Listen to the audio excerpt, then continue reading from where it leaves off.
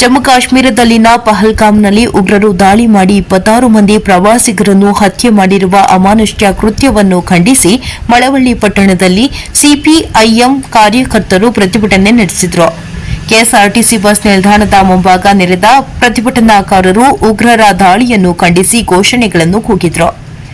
ಪ್ರತಿಭಟನೆಯನ್ನು ಉದ್ದೇಶಿಸಿ ಮಾತನಾಡಿದ ಸಿಪಿಐಎಂನ ಜಿಲ್ಲಾ ಮುಖಂಡ ಭರತ್ ರಾಜ್ ಅವರು, ಅಮಾಯಕ ಪ್ರವಾಸಿಗರನ್ನು ಗುರಿಯಾಗಿಸಿಕೊಂಡು ಉಗ್ರರು ದಾಳಿ ಮಾಡಿ 26 ಮಂದಿಯನ್ನು ಹತ್ಯೆಗೈದಿರುವುದು ಖಂಡನೀಯವಾಗಿದ್ದು, ಇಂತಹ ಭಯೋತ್ಪಾದನೆಯನ್ನು ಸಂಪೂರ್ಣವಾಗಿ ಸದೆಬಡಿಯಬೇಕೆಂದು ಕೇಂದ್ರ ಸರ್ಕಾರವನ್ನು ಆಗ್ರಹಿಸಿದರು.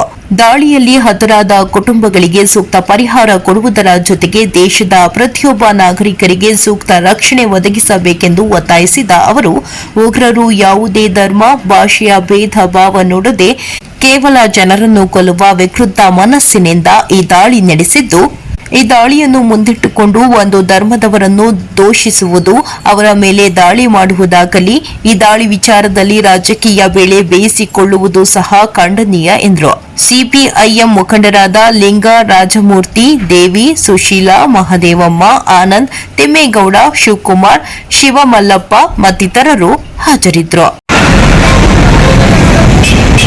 ನಾಗರಿಕ ಸಮಾಜನೇ ತಲೆ ತಗ್ಗಿಸ್ತಕ್ಕಂತಹ ಒಂದು ಅಮಾನೀಯವಾದಂತಹ ಒಂದು ಕೃತ್ಯ ಕಾಶ್ಮೀರದಲ್ಲಿ ನಡೆದಿರ್ತಕ್ಕಂಥದ್ದನ್ನು ನಾವು ನೋಡ್ತಾ ಇದ್ದೀವಿ. ಈ ಒಂದು ಉಗ್ರಗಾಮಿಗಳು ಆ ಕಾಶ್ಮೀರದಲ್ಲಿರ್ತಕ್ಕಂತಹ ಪ್ರವಾಸಿಗರ ಮೇಲೆ ಏಕಾಏಕಿ ಅವ್ರ ಮೇಲೆ ಗುಂಡಿನ ದಾಳಿಯನ್ನು ನಡೆಸಿ 25ಕ್ಕೂ ಹೆಚ್ಚು ಜನರನ್ನ ಹತ್ಯೆ ಮಾಡಿರ್ತಕ್ಕಂಥ ಹೀನ ಕೃತ್ಯವನ್ನ ಮಾರ್ಕ್ಸ್ವಾದಿ ಕಮ್ಯುನಿಸ್ಟ್ ಪಕ್ಷ ಉಗ್ರವಾಗಿ ಖಂಡಿಸ್ತದೆ. ಇಂಥ ಭಯೋತ್ಪಾದಕರನ್ನ ಸದೆಬಡಿಬೇಕು ಅಂತ ಹೇಳಿ ಈ ಸಂದರ್ಭದಲ್ಲಿ ಸಿಪಿಎಂ ಪಕ್ಷನ ಒತ್ತಾಯ ಮಾಡ್ತಾ ಇದ್ದಾರೆ. ಅದರ ಜೊತೆಗೆ ಆ ಒಂದು ಉಗ್ರಗಾಮಿಗಳ ಕೃತ್ಯದಿಂದ ಹತರಾಗಿರ್ತಕ್ಕಂಥ ಕುಟುಂಬಕ್ಕೆ ಸೂಕ್ತವಾದಂತಹ ಒಂದು ಪರಿಹಾರವನ್ನು ಕೊಡಬೇಕು ಮತ್ತು ಇಡೀ ದೇಶದ ಪ್ರತಿಯೊಬ್ಬ ನಾಗರಿಕ ಉಗ್ರಗಾಮಿ ಚಟುವಟಿಕೆಯನ್ನ ಯಾವುದೋ ಒಂದು ಧರ್ಮಕ್ಕೆ ಸೀಮಿತ ಮಾಡತಕ್ಕಂಥದ್ದಾಗಿರಲಿ, ಆ ಒಂದು ಉಗ್ರಗಾಮಿ ಚಟುವಟಿಕೆಯನ್ನು ಮುಂದಿಟ್ಕೊಂಡು ಒಂದು ಧರ್ಮದವರ ಮೇಲೆ ದಾಳಿ ಮಾಡ್ತಕ್ಕಂಥದ್ದಾಗಿರಲಿ, ಆ ಧರ್ಮದ ಹೆಸರು ಹೇಳ್ಕೊಂಡು ರಾಜಕೀಯ ಮಾಡ್ತಕ್ಕಂತಹ ನೀತಿ ಕೆಲಸವನ್ನ ಮಾಡ್ತಕ್ಕಂಥವ್ರು ಸಹ ಈ ಭಯೋತ್ಪಾದಕರಷ್ಟೇ ಸಮಾನರು ಅಂತ ಈ ಸಂದರ್ಭದಲ್ಲಿ ಹೇಳಲಿಕ್ಕೆ ನಾನು ಬಯಸ್ತೇನೆ.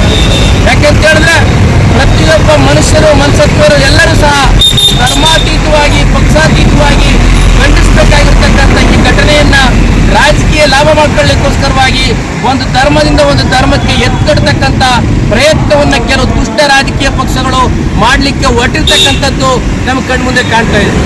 ಮತ್ತೆ ಒಬ್ಬ ಪ್ರವಾಸಿ ಆ ಘಟನೆಯಲ್ಲಿ ನೋವಿಗೆ ಒಳಗಾದಂತಹ ಒಬ್ಬ ಪವಿತ್ರ ಅಂತಕ್ಕಂಥ ಮಹಿಳೆ ಹೇಳ್ತಾಳೆ, ಅಲ್ಲಿ ಒಬ್ಬ ಮುಸಲ್ಮಾನ್ ಸಹೋದರರು ನಮ್ಮ ಸಹೋದರರಲ್ಲಿ ಇಂಥ ಒಂದು ಕೃತ್ಯಗಳು ನಡೀತದೆ.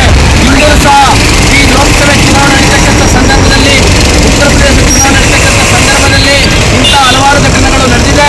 ಮುಂದೆ ಬಿಹಾರ ಚುನಾವಣೆ ನಡೀತಾ ಇದೆ, ಉತ್ತರ ಪ್ರದೇಶ ಚುನಾವಣೆ ಸಮೀಪದಲ್ಲಿದೆ. ಎಲ್ಲ ಹಿನ್ನೆಲೆಯಲ್ಲಿ ಇಂಥ ದುಷ್ಕೃತ್ಯಗಳು ನಡೀತಾ ಇದೆ.